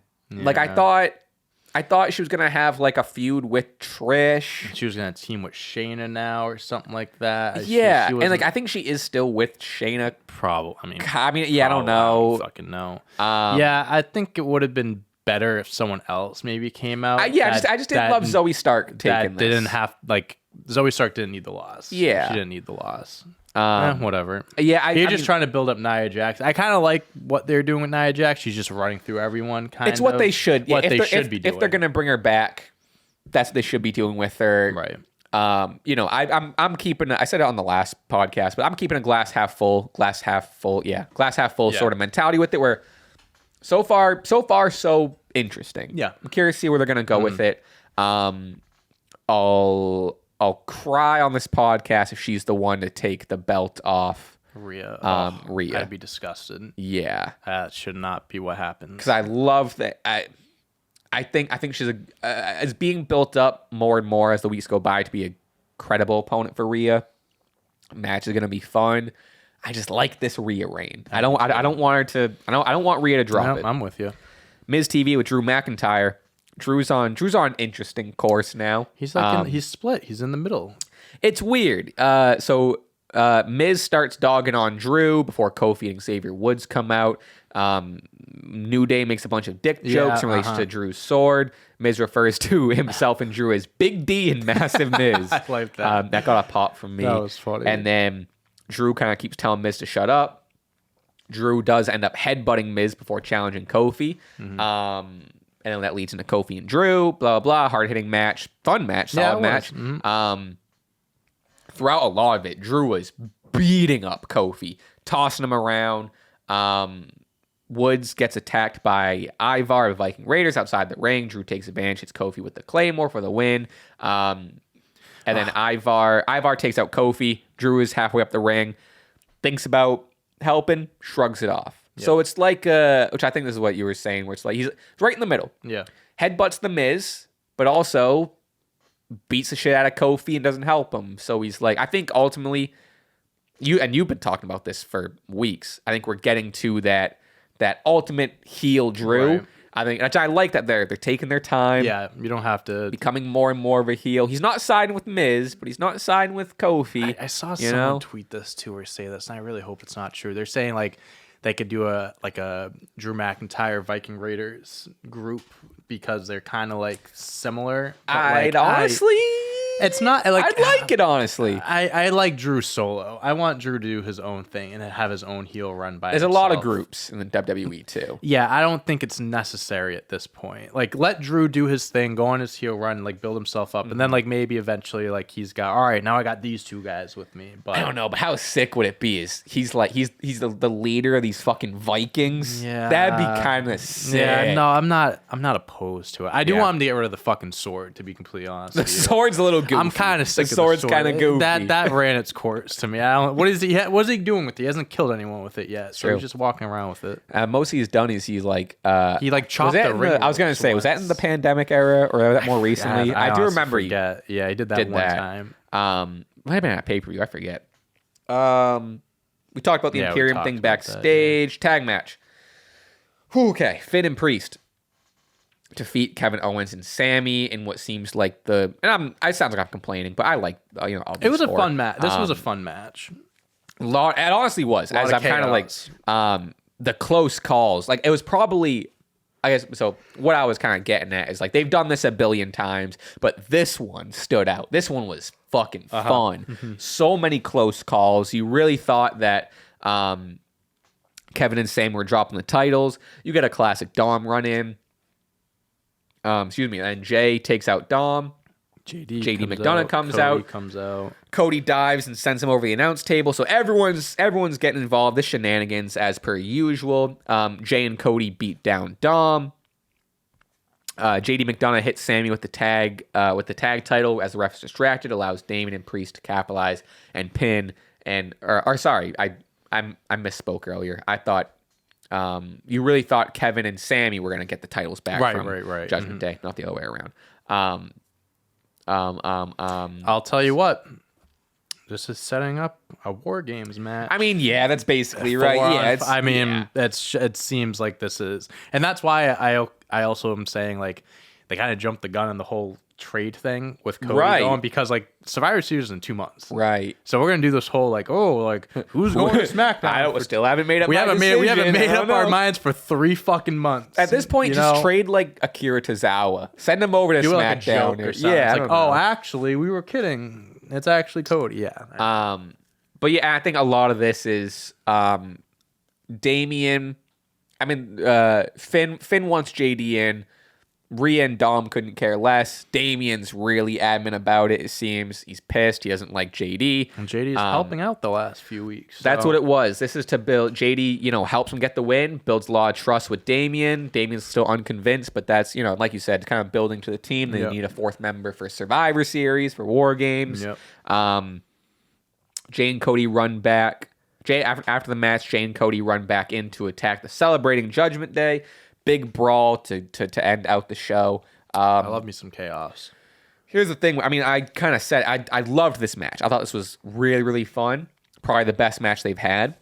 But like you said, they got to drag out this feud until who else is it going to be in War Games? They got to drag this out. Mm-hmm. Wait, they got like 8 more Raws until Survivor Series, so 8 more main events between the Judgment and Day and they're going to main event every damn one. You better believe it. They are. We got some Dynamite to talk about. You want to talk about some Dynamite? Let's talk about some Dynamite. That's going to be a longer podcast, but we have a lot to talk about. Yeah, usually I think we've been hitting like an hour 40, hour 45. I don't think I want to go over that for the sake of editing. Yeah, so 20 minutes. But we start the timer. It's funny. Every time I do like AEW notes, I always seems like I write a lot, but it's just as long as the Raw notes, and Raw's 3 hours. And it's like they pack so fucking much. But anyway, we didn't really, we didn't get a chance to talk about it a lot, but the new international champion, Rey Fenix, because of very, very unfortunate, as happy as I am for Rey Fenix, very, very unfortunate, Jon Moxley injured in the match. That was scary moment. Very legit. Yeah. Definitely. That you never see that shit happen in a championship type of match. We don't gotta go over it beat for beat, but the ref didn't know, he didn't count the 3, and there was some change on the fly. Yeah, I don't want to criticize anything for what anyone did. It's kind of like a spur of the moment thing, you have to adjust. Sure, it's live TV. I will say Rey Fenix doing the same move twice in a row, he like dropped, like he hit his head the first time, and then he did it a second time where he hit his head again. Yeah. I'm like, ooh, maybe he should have just done like a roll up. I mean, or something like that. And again, I'm not trying to place blame here either, but like to my knowledge, which is very limited, but I've always heard that like the refs are supposed to count 3. Yes, I think the ref should have ended it just first time around. 3. I'm not trying to point fingers of blame. Yeah. It's a very weird situation. And again, we don't know. No, who knows? Yeah, but hopefully Jon Moxley, speedy recovery. Yeah, it's like for sure. A concussion from what they're saying. Yeah. But yeah, just unfortunate. But hey, we got a new champ, Rey Fenix. So. He defends against Jeff Jarrett. Not my favorite Rey Fenix match. I don't know why Jeff Jarrett. I don't know why. No, I feel like this is a belt that they just give opportunities to random superstars. Defend it all the time. I mean? It's why Orange Cassidy built it up to the extent that it is. Yep. But yeah, I'm ready. All I have to say about this is I'm ready for a Rey Fenix run. Yeah. I'm all in. Yeah. Excited for it. MJF and Adam Cole are on a boat. Love it. In Long Island. Loved it. These vignettes are the best thing going. MJF doesn't love that Adam Cole is still close with Roderick Strong. Adam Cole kind of explains like he's, you might not like it, but that's what friendship is. People have more than one friend. Have more than one friend. Yeah. MJF's like, I don't get that, but he's like, you want another beer? He's like, yeah, and he gets the ring and stuff. He goes, I hope you're not gonna cut. I hope you didn't bring me back out here just to turn on me and throw me in the ocean. He goes, no, the last time I did that, takes off the ring. And, no. Goes, the last time I did that, last time I did that to a motherfucker, I almost got caught. He goes, Adam Cole, what the? They're fishing. They end up catching. I wrote down Big Show, but Paul White. Yeah.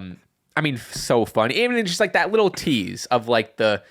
MJF is so nervous about having a friend. He almost put the ring on. Almost, it's like, you're not going to hit me in the back of the head with a diamond ring and throw me overboard, are you? Takes it off. No, buddy. Why would you say that? As funny as it is, they're keeping up the. They both don't trust each other, 100%. But they're best friends. But Don Callis promo comes out. There's a video of Takeshita. They go all the way. Don Callis and Takeshita in the video go and take out Ibushi in his dojo in Japan. In Japan ahead of Wrestle Dream because that's the match this Sunday. And also Sammy Guevara is officially with Don Callis after the whole Jericho thing. I like it. So now, me too. So now Don Callis. It seems like he's building a stable. He's got Takeshita. He's got some young guys. He's got Sammy now and Will Ospreay. Kind of is. Oh yeah, right. That's true. Because he's in the match. Yeah. So I like this for what it's worth. I think Sammy. I mean, Sammy's always. You always forget how fucking good Sammy is until he has a match. Like, holy shit, he's fucking crazy. Yeah. Nick Jackson versus Claudio versus Brian Cage. Another fun match. Wasn't there someone else in that match? You're thinking of a 4-way later. This is the triple threat. This is to set up who would be the number one contender to face Rey Fenix next week for the International Championship. Gotcha. Nick Jackson ends up picking up the win. Oh, nice. This is a fun match. Yeah, I didn't get to when I turned on AEW when I got home. It was when the next thing we're talking about. That was when I first started. This is great. Probably I'm not a big Brian Cage fan. I just think he's a little generic, but he's big. He has the same move as Brock Lesnar. They call it the F10. Yeah. It's just the F5. He just throws him a little further. Seeing him and Claudio go at it was fun. Mm-hmm. Nick Jackson, the smaller guy, I like that he won. We got a lot of, Penta singles, Ray singles, Nick and Matt Jackson singles. A lot of these singles matches with these tag guys. A lot of history going into Nick and Ray next week for the championship. Yeah, kind of refreshing. Yeah, I like it. Changing it around a bit. MJF and Adam Cole promo. Adam Cole, unfortunately, he comes out in crutches because of last week. Came out to help MJF. Jumps off the stage and just apparently what he says his ankle exploded is what he said. Tore a ligament or something. Yeah. He's on crutches in a cast. Says that he needs surgery. Mm-hmm. He's gonna be out for a little bit. Yeah. And he's saying how they obviously have the ROH tag title match against Aussie Open. No, sorry, not Aussie Open, against the Righteous. Righteous. Yeah. And I get so many tag belts. I get them all fucking confused. And And Adam Cole's like, we're going to relinquish the titles. And MJF's like, whoa. No. We're not relinquishing them. I'm going to face the Righteous in a handicap match on behalf of my best friend. Fuck, dude. I love MJF so much. Oh, my God. I don't know what you've seen of the Righteous either. Kind of sold in the Righteous. I saw them. They had a match on either. I caught an episode of, it was either Collision or Rampage. I caught the match where they won the number one contenders match. It was the Fatal 4-Way. Yeah. Mm-hmm. Forget what that was on. But anyway, what? Look up The Righteous and who's in it. I want to get the names correct. I have no idea. Oh, Vincent boy. and Dutch. Okay, so when... this is a little from months ago, earlier in the year. So when Bray Wyatt came back and they were talking about doing potentially a Wyatt 6 stable, where he was going to have people play the puppets. Oh. The Vinny guy Vincent was rumored to be a guy. Like, people thought that he had actually signed with WWE and everything like that. Interesting. Maybe the other guy too. I'm not 100% sure. But I know for sure Vincent was one of the guys that was being considered to be a part of the group. I mean, yeah, he has that look. He has that look. Even they had kind of a hype package with them where it was very Bray Wyatt-esque. Yes, I know what you're talking about. But like they had to cut out the little fucking, call it paper, whatever. Yeah. I don't know them. They're a cool group. They're a cool team. I like them. I don't think they're gonna win necessarily. I would love to see MJF retain 2-on-1. That would be fucking sick. I don't know how they're gonna. I think he will. I don't know. It's gonna be something. I have a theory on what I think's happening here, but I'm gonna wait till the end of the show because there's something that happened at the end of the show that we'll get to. Then after all this, Jay fucking White, bro, that Switchblade promo battle, dude. Jay White was went fucking crazy, spitting. Oh my God, he was going off on MJF. I love that they were just like both of them just in the corner, stare down, and they, one would fire at the other, and the other's just, like they know they were gonna have a promo battle. So this is what I've been waiting for with Jay White. I know he's been doing his thing on Collision. He's got Bullet Club Gold, and that's been great. Oh, I love Bullet Club Gold. This is what I've been waiting for, bro. Yeah. In the main event picture, the Switchblade, bro, the era of Switchblade, all that stuff. He was just going off, dude. Oh, he's so fucking good. MJF calls him tofu, saying he's very boring. He has everything. He's a great wrestler, but at the end of the day, he's just boring. And he says that Jay White is what someone in New Japan thought was a top guy. He's just not up to the level of MJF. Jay White comes back and says that Max isn't as good as Adam Cole, and that the crowd just really only cares about Adam Cole, and they don't care about MJF. Like you said, I mean, there's a lot here, but yeah, it was just firing at each other's careers and each other's potential, and he's just like, you're not at my. You say I'm not at your level, but you have to reach another level to get to the level of the Switchblade and stuff like that. He just in his face, he just listed off. Dude, he, literally for 2-3 minutes was just I don't think he took a breath. I don't think he took a fucking breath, dude. I was impressed. He says, finally, I'm coming for that title, and he says, MJF, you're not for being the all elite wrestling champion. You're not elite. I'm getting that title because I'm gonna be an elite champion. Fucking sign me up. He says, which I think this is one of the biggest things. Because MJF is obviously kind of on a pseudo baby face. Yeah, not fully, but I'm your scumbag sort of thing. Yeah. He also refers to the crowd as his pores. You're gonna come out here and disrespect me in front of my pores. Funny. Jay says Max has gone soft. Yeah. Yep. And again, we'll talk about the ending, but yeah, I'm all. I mean, that's the match at. Full Gear. Is that the next pay-per-view? That's the next pay-per-view. It's not going to happen at Wrestle Dream. No. I think Full Gear is the next one. Orange Cassidy versus Matt Jackson versus Austin Gunn versus Penta. Woo! Love this. And what is this for? This was just to so there's a 4-way tag match at Wrestle Dream. Oh, okay. And it's Young Bucks versus the Guns versus Penta and Ray versus Orange Cassidy and Hook. Is the tag. So it's kind of just like a pre. It wasn't for anything necessarily. Is there a championship? Are Penta? So it is a number one contenders match. Gotcha. For the AEW Tag Team Champions who are currently FTR. Okay, gotcha. Had to dig for that information. There's a lot of tag team belts. I haven't seen FTR in a minute. I mean, maybe they've been on Collision. I don't know. Right? I'm not crazy. They're the tag team they champions, definitely. right? Yeah, Okay. they definitely are. But anyway, it's a number one contenders match at Wrestle Dream. Orange Cassidy wins with an orange punch to Matt Jackson. Fun match. Again, there was this really fun spot where they're all hitting Canadian destroyers. And Austin Gunn kept setting up for one, but he never pulled it off. He just kept taking a back bump, so he never hit a Canadian destroyer. Big super kick party from Matt Jackson. I liked this. Obviously, it didn't. It just kind of gave Hook and Orange Cassidy some momentum. Yep. Gonna be a crazy match. Julia Hart versus Willow Nightingale.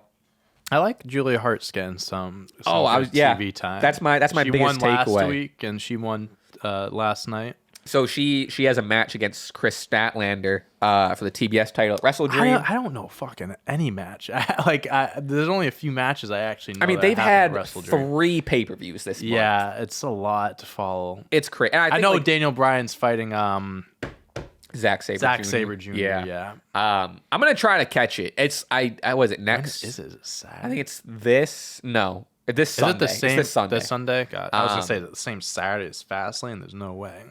Yeah, no. Okay. But yeah, I mean, this was fun. TV time for both. I like Willow too, but Julia, I like this Julia run where she's like, not the face, but she's stepping up in the House of Black. Mm-hmm. She's going for the title. She has Brody King in her corner. In her corner. Apparently, Malachi Black's a little hurt right now, so that's why. Yeah, that's what must be what it is, right? I don't know where Buddy is. Is Buddy here? I don't know what Buddy's doing. I haven't seen him. Going back and forth with Jay on Instagram, I think, about Rhea. Probably. Swerve and Hangman. Oh, this is gonna be a sick match. Talk about a promo. Is this battle. at Wrestle Dream too? I think so. Yeah. Okay. I think so. Okay. Maybe I also check out Wrestle Dream then. They're going back and forth about each other's careers, and Swerve's whole thing is like, you've wasted your opportunities to Hangman. He's like, you were the AEW champion, but you've kind of hid behind the Elite, and you are the afterthought in the Elite, and all of this stuff. Hangman comes back at Swerve, says, "Where's your potential been?" Like all of it. This really going back to each other's careers. The line here, though. Did you hear this is the bar, right? No. Get ready for this. Okay. Swerve says, I forget what the setup was, but Swerve says, "What's a buckshot to a kill shot?" Ooh. And which I didn't know this reference. In Lucha Underground, Swerve's name was Killshot in Lucha Underground, which I didn't know. That's fire. What's a buckshot to a kill shot? Dude, Swerve is fucking sick. I mean, both of them are fucking look at what Swerve looked like in Lucha. I didn't know anything about him. And you remember AR Fox? They were a tag team in Lucha Underground. That's where that kind of with the fucking mask. Hell yeah. So sick. Anyway, this is gonna be fun. Excited about this. I mean, like Swerve is so fucking good. I would love to see him get an AEW championship run one day. Gotta be next year. Once you're past all the MJF reign and all that stuff, like when you have the new batch of guys getting opportunities, Swerve should be at near the top of the line. Yeah. Hangman says Swerve. It's kind of talking about how Hangman kind of got into a position of like, the reason you're saying all this is because like you want my spot, and I don't blame you. You should want my spot, but he says you. What do you say? You couldn't fill my boots. And then kind of go at each other, blah, blah. Yeah, this is fun. I honestly gunning for Swerve here. I know. I want Swerve to get the win. I'm gunning Hangman's for Swerve. a made man. He doesn't need a win. He doesn't need a win like that. Honestly, but like, Swerve's got some good points. He has been kind of in the background as of lately. And, yes, you know what I mean? But I think this is a win that would benefit Swerve a whole lot more than Adam Page. Before they go off the air. Mm-hmm. Very Retribution-esque. Mm-hmm. Yes. A bunch of people dressed in all black are seen beating down Jay White in backstage. Yep. Camera gets closer, and one of them is revealed to be wearing that gray devil mask that MJF wears sometimes or has worn in the past. Yes. So this, I'm curious what you had. I have no idea. I'm going off of some things I've seen on social media and stuff. This isn't something I saw in like jumped to my head. Okay. So I'm not trying to claim this. I'm not trying to claim this as my own. So there was 4 of them, correct? Four men that jumped. Jay White, all that stuff. So you have the Kingdom, Roddy Strong's 2 friends. Right. You got Kyle O'Reilly. Yeah. And you have Adam Cole. Now, I understand we had this whole storyline before with Adam Cole getting hurt. He needs surgery. Right. Well, I'm not saying that's not a legit injury. I'm sure it is a legit injury. But maybe he's not hurt to the extent that he's making it seem as. Kind of making it, selling it a little bit. Like, Sure. you know how Roderick Strong's from selling the neck injury? Neck Like, health. okay, you know, maybe there's something going on, but he's not in a wheelchair. He doesn't need a wheelchair. Right. I don't know if Adam Cole needs a wheelchair.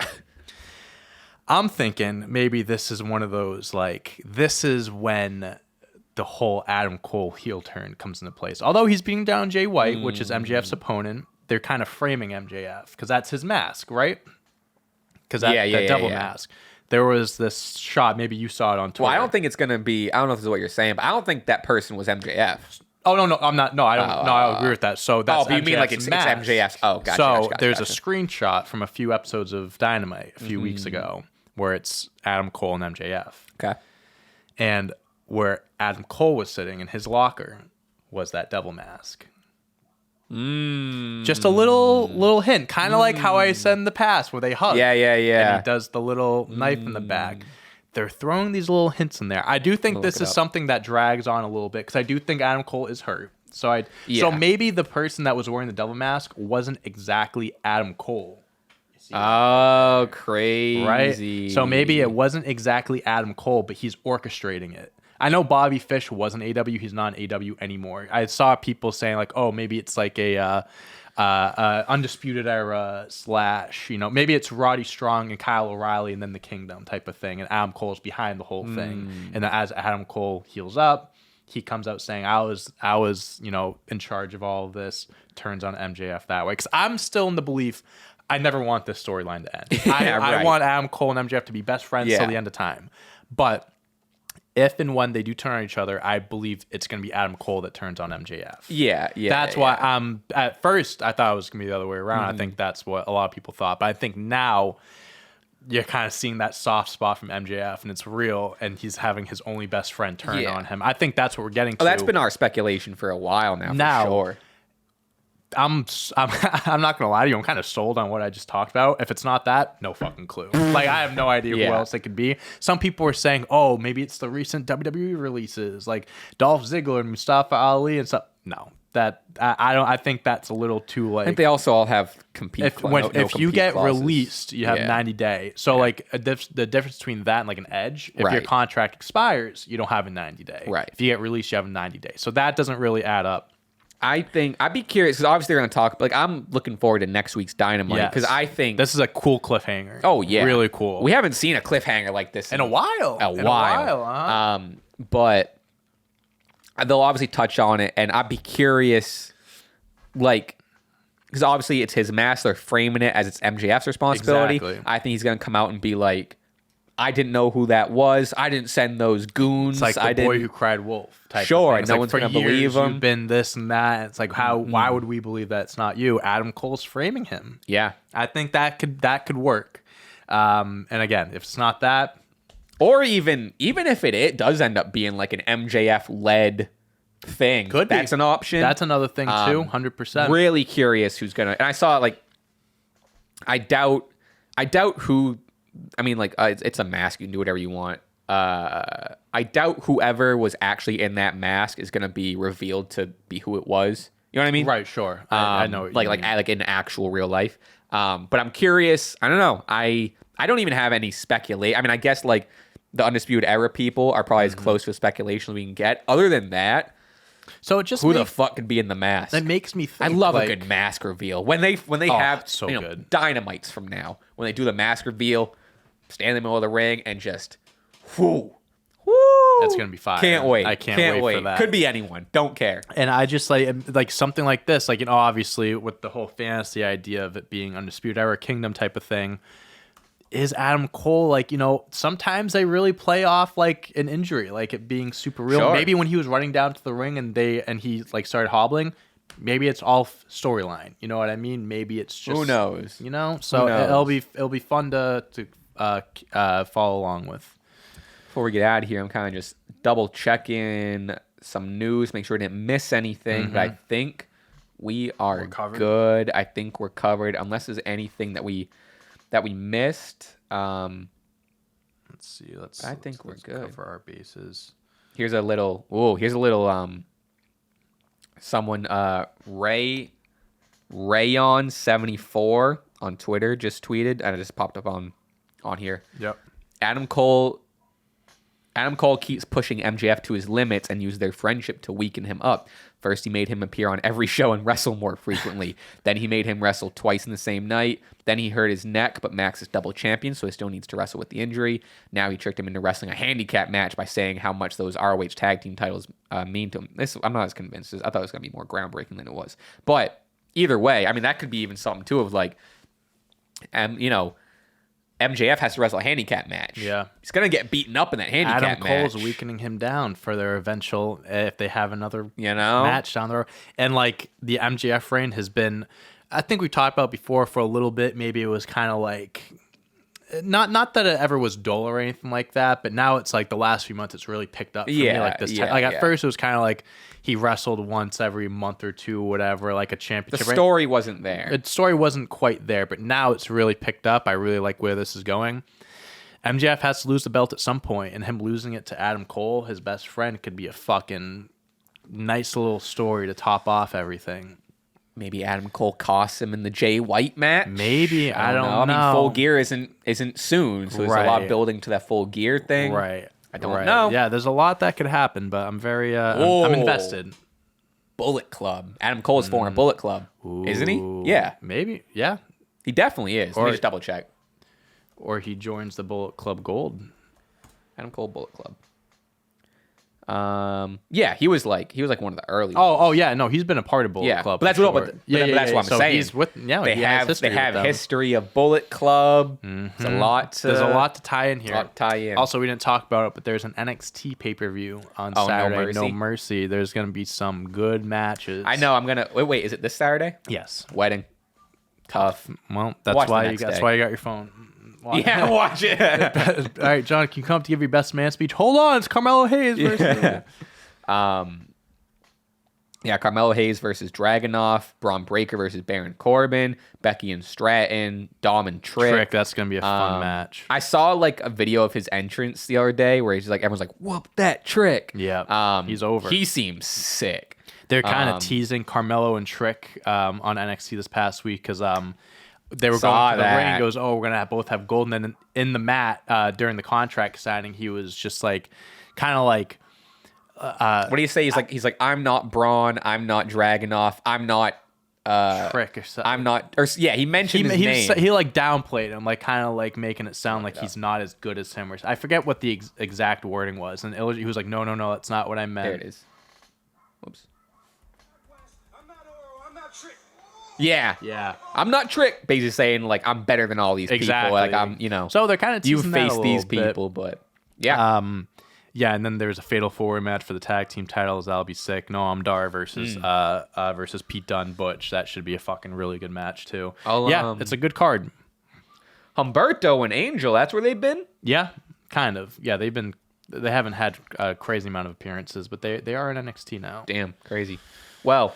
On that note, that is our show. Unfortunately, we went over that hour 45 mark, John. I guess there's been dogs barking for the past 2 hours, so I hope that doesn't get picked up on the mic too much. I honestly haven't even been noticing. You hear him now? Now that you say it, I do, fucking won't shut the fuck up. Thank you for watching. We're back. Thank you for joining us. This has been episode 45. Catch us all week. We got quizzes coming out. Yes, we got all this stuff. Follow us and everything. It's on the screen. Make sure to get some Sweep City merch before it's gone forever. We're trying to get this final push, get the rest of the inventory out. Blah, blah, blah. Also, 3K away from 100K. Closing in. Yeah, we took a little week off, but subscribers were still rolling in. Yes, sir. We gotta love it. We passed 97 as we were kind of on our little break. This is the week. Let's crush it. Yeah, Let's I'm get to really. 100K. I think all this week because we noticed the spike, which I'll tell you now, so you also have it in mind. Halfway through each of the quizzes, we gotta be like, make sure you're subscribed. Yeah, because like that. yeah, That how we that we always helps. forget it. But we'll do that this week. I think we'll get closer. Maybe. Hell yeah. I would say. We I'm need gonna go out on a limb 24. and say I'm gonna say 2 weeks. Say not the next podcast episode. Podcast episode after that will be at 100,000. I'm gonna say my prediction. the first quiz after the next podcast. So next Saturday. Okay. That's my prediction. Yeah. All right. I So mean, we're tell you- averaging 4,000 a month, but if you think we're gonna get 3,000 Fuck it. We're gonna in have a the week, best quizzes ever then- this week. You kidding me? Thank you for watching. Again, it's been Stache Club Wrestling. We'll see you all week. Let's do a sign off. Toodles. Good to be back. Boom. Peace.